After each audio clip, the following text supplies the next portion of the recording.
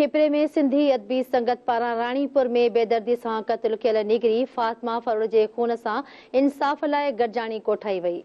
उन हवाले सां तफ़सील ॾिसूं था ज़ाकिर शेर जी हिन रिपोर्ट में। खेपरो में सिंधी अदबी संगत शाख जे शाइरनि पारां राणीपुर में बेडो क़त्ल कयल शहीद न्याणी फातिमा फरोड़ जे खून के इंसाफ़ ॾियारण समेत समाज जे मान में शऊर आणण लाइ मुज़ाहमती शेर पढ़िया। उन मौके ते हिननि चयो त जहालत जी ऊंदाही मां निकिरी रोशनी में अचण लाइ असांजे समाज जे मान खे जहिली पीर पस्ती जड़नि सिस्टमनि मां निकिरण लाइ इल्म खे आम करण लाइ सञावंद माण्हुनि खे पंहिंजो भरपूर नमूने सां किरदारु अदा करणो पवंदो। हिननि वधीक चयो त असां फातिमा जे दुखनि जा हूं वारस ऐं मज़लूम न्याणियुनि नंगनि जा हूं वारस। अचो गॾिजी ज़ालिमनि जूं पीरियूं मिटायूं, हवस परस्त जूं जागीरूं मिटायूं, ग़रीबनि यतीमनि जा हूं वारस। अञा हित मार वियूं आहिनि क़सीम का बूत कोटनि में, सुणी छणका ज़ंजीरनि जा हवेलियूं धूड़ कर मौला, ॾिसी प्रकार पीरनि जा हवेलियूं धूड़ कर मौला।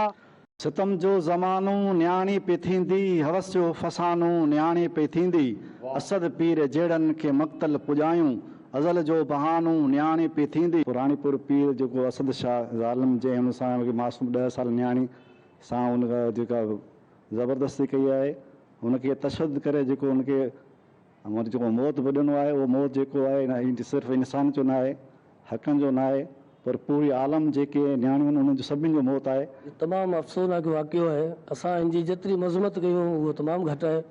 असां चाहियूं था जेको फातिमा जे खून सां इंसाफ़ थिए। मासूमनि सां ज़ुल्म थिए थो, नंढनि ॿारनि सां ज़ुल्म कयो थो वञे। असीं इन वाक़े जी सख़्तु तरीन मज़म्मत कयूं था। इन जी असां मज़म्मत कयूं था। अहिड़ा वाक़िया जेको सो न थियणु खपनि। असीं जेको सॼी सिंध जे जेके बि मज़लूम न्याणियूं जेके ज़ुल्म थियनि था उन्हनि सां असीं गॾु आहियूं। सिंध पीर परस्ती ऐं वॾेरा शाही में जकड़ियल आहे। जीअं जा रोज़ बरोज़ नवां वाक़िया थींदा रहनि था। जीअं जान मोहम्मद महर अजमल सावंत ऐं ताज़ो हिकु पीराणी हवेली में हिकु मासूम न्याणी पीर असद जे वहशाणे तशद्दुद जे करे पंहिंजी ज़िंदगी जी जंग हाराए वेठी आहे। हवेली में बंद हिकु केडियाणी मारी जा वई सिंध जी न्याणी ज़ाकिर हिकु हिकाणी करणी पवंदी कोटनि ख़िलाफ़। कैमरामैन सजाद शर ऐं मोहम्मद इस्माइल गजू सां गॾु ज़ाकिर शर, धरती टीवी न्यूज़ खेपरो। न मीडिया के रोके सघो था ओ ज़ालिम, न पीरी अमीरी हले का सियासत, न्याणनि जा कातिल ऐं मज़लूम जा कातिल, चओ सिच के धोके सघो था ओ ज़ालिम। कहर केॾा थिया ॾिस न्याणी मथे, लोक सारो रुनो चंड तारा रुना, ज़ख़्म हुन जा ॾिसी ॻोठ वारा रुना।